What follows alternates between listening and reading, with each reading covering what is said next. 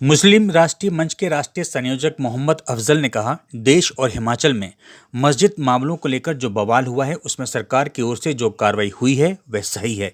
मस्जिद का निर्माण ऐसे स्थान पर सही होता है जहां पर या तो भूमि दान की गई हो या फिर खरीदी गई हो, ना कि कब्जा कर मस्जिद बनाई जाए, क्योंकि कब्जा कर मस्जिद बनाए जाना सही नहीं है और ना ही उसमें इबादत करना। मोहम्मद अफजल ने जिला मुख्यालय धर्मशाला में पत्रकार वार्ता में कहा, पूजा और इबादत घर, मंदिर, मस्जिद या ऐसे स्थान पर जहां भगवान या अल्लाह निवास होता है वहीं होनी चाहिए, ना कि इसका प्रदर्शन किया जाना चाहिए।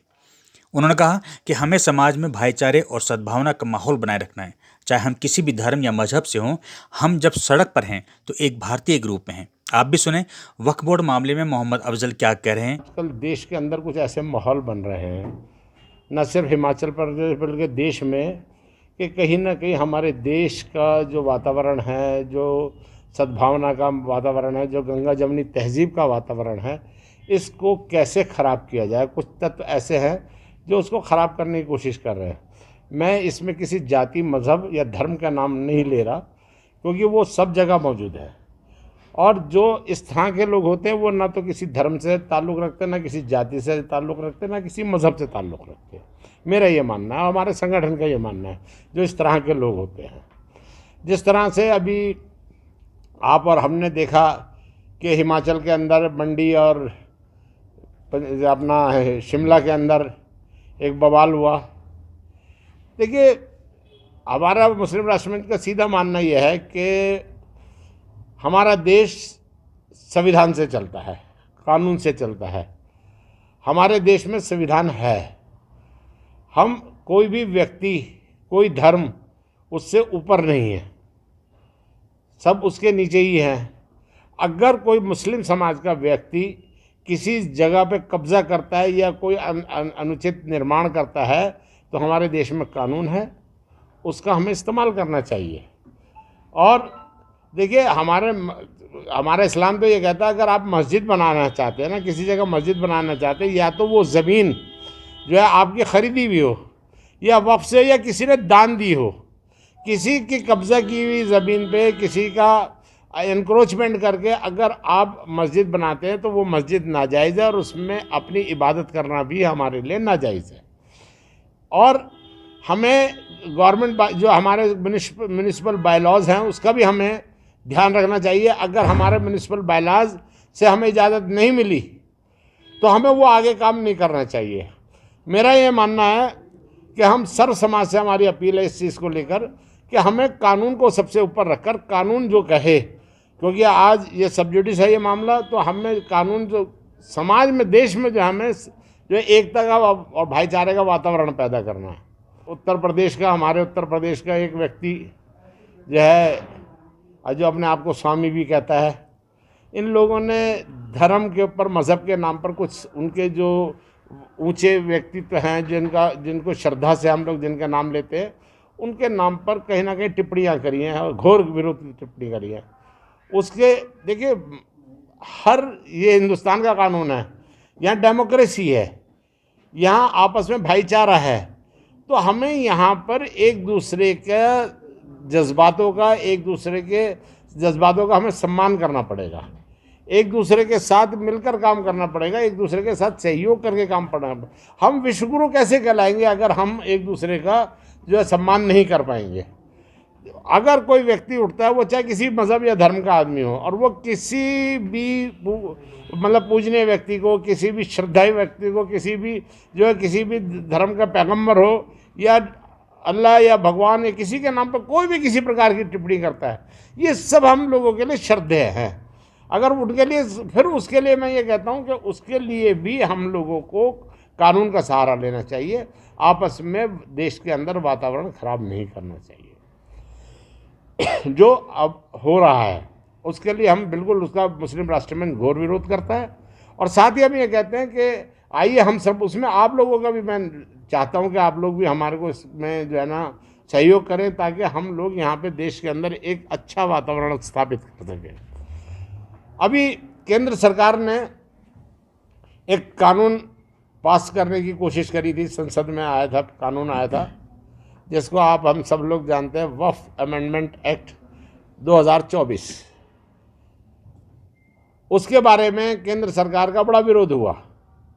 जेपीसी बनी, जॉइंट पार्लियामेंट्री कमेटी बनी, उसके अंदर जो है आजकल सब ये विषय चल रहा है। देखिए जी, मेरा ये मानना है वक्फ की जो स्थापना मुस्लिम राष्ट्रीय मंच और जो सच मायने में जो मज़हब इस्लाम क्या कहता है, वो ये कहता है वक्फ किस लिए? वक्फ है गरीब, जो है विधवा, जो तलाकशुदा या अनाथ आश्रम वालों के लिए, उन लोगों के लिए इस वक्त की आमदनी का सदुपयोग करना चाहिए। और अधिक आमदनी हो रही हो तो मदरसे, स्कूल और कॉलेजेस में और हॉस्पिटल्स में उस आमदनी का, उस इनकम का इस्तेमाल करना चाहिए। लेकिन अफसोस की बात है कि आज़ादी से लेकर अब तक किसी एक रुपए का नाम भी हम ये नहीं कह सकते। आज जो कहते हैं ना कि हमारे पास रेलवे से और मिलिट्री से के बाद तीसरे नंबर पे अगर वक्फ के पास ज़मीन है हिंदुस्तान में, लेकिन उसके बावजूद 2 रुपए का काम भी किसी विधवा के लिए, किसी यतीम के लिए, किसी गरीब के लिए 2 रुपए का काम भी नहीं हो सकता आज की डेट में। उनके एम्प्लॉइज़ इतने हैं कि उनका पेट नहीं भरा जाता। मदरसों के मौलवी, मस्जिदों के मौलवी इतने हैं कि उनको तनख्वाहें नहीं पूरी होती। तो गरीब और विधवाओं के लिए कैसे काम किया? क्योंकि उसका क्या है, जो कानून बना, जो आज़ादी के बाद जो कानून बना, अपने आप में वो कानून ही बिल्कुल गलत है। उस कानून को वो कहते हैं कानून नहीं बदलना चाहिए। वो जो हमारे जो तुष्टीकरण वाले जो हमारे मुस्लिम समाज के लोग हैं, मैं उनसे ये कहना चाहता हूँ कि ये जो कानून की बात हम करते हैं, ये कानून ही गलत है। आज़ादी अंग्रेज़ों का बनाया हुआ ये कानून है, और इसको बाद इसमें चाहे कितने भी अमेंडमेंट हो, लेकिन उसके द्वारा जो है, जो जिस काम के लिए हमारा ये बना था, क्या नाम है, वक्फ एक्ट, या वक्फ जो इसके लिए कायम किया गया था, उसके लिए कोई लाभ का काम नहीं हो रहा। हम ये कहते हैं कि हम गंगा जमनी तहजीब के रहने वाले हैं। हमारा देश हिंदू और मुस्लिम समाज का, देखिए हमारे समाज जो है ना, हमारा सनातनी समाज जो है, उसके बारे में मैं इतना अच्छा जानता हूँ कि उस सनातनी समाज में वो अपने धर्म की तो देवी देवताओं की पूजा भी करते हैं, सब कुछ करते हैं, लेकिन वो मज़ारों और उन पे भी उनका यकीन है। अभी मैं पूरा पंजाब में और इसमें होता आया हूँ कि जगह जगह जो है लिखा हुआ मिल रहा है कि भाई ये फलां बाबा की दरगाह है, ये फलां बाबा की दरगाह है, और उसमें हमारी आस्था है। और हिंदू समाज के लोग जो है वो उसके अंदर दान देते हैं। हिंदू समाज के लोग, उन्होंने उस दरगाह को चलाने के लिए उन्होंने अपनी संपत्ति दान दे दी, अपना जो है भूमि के टुकड़े जो है, जो खेती के हर भूमि के टुकड़े हैं, वो भी दान दिए। ऐसे बहुत सारी चीज़ें जो हमारे वक्फ बोर्ड में मुझे पता है जो आज भी अवेलेबल हैं उसके। तो जब हम हिंदू समाज से वक्फ के लिए दान ले सकते हैं, तो हिंदू समाज के किसी व्यक्ति को हम क्या वक्फ का सदस्य नहीं बना सकते? तो हमारा मानना है कि हमें, मेरा न सिर्फ मैं हिंदू समाज की बात करता हूँ, मैं कहता हूँ जितने भी मुस्लिम समाज में जितने सेक्ट हैं और जिनके मानने वाले हैं, और उनके भी सब लोगों का प्रतिनिधित्व इसमें, जो वक्फ जो नया कानून बने उसमें सबको प्रतिनिधित्व मिलना चाहिए। और उसका जो चुनाव जो होना चाहिए वो उसको सरकार ना चुने, बल्कि वो समाज ही चुने।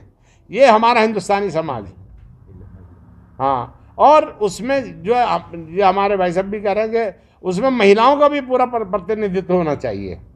तो ये ज़रूरी है। तो और ये जो कानून ऐसा बनना चाहिए कि जिसका चुनाव जो है ना, और हमें उसकी सदस्यता भी, देखिए वक्फ बोर्ड की, देखिए आज हमारे पास अगर हम चाहें कि भाई मान लीजिए कि एक हमने देखते ना कि आजकल चुनाव होता है, सब जगह होता है, अगर इसका भी वक्फ बोर्ड का भी चुनाव होने लगे तो क्या होगा कि उसके लिए पहले तो सदस्य बनेगा, क्या नाम कि उसको जो है वोट डालने का अधिकार कैसे मिलेगा?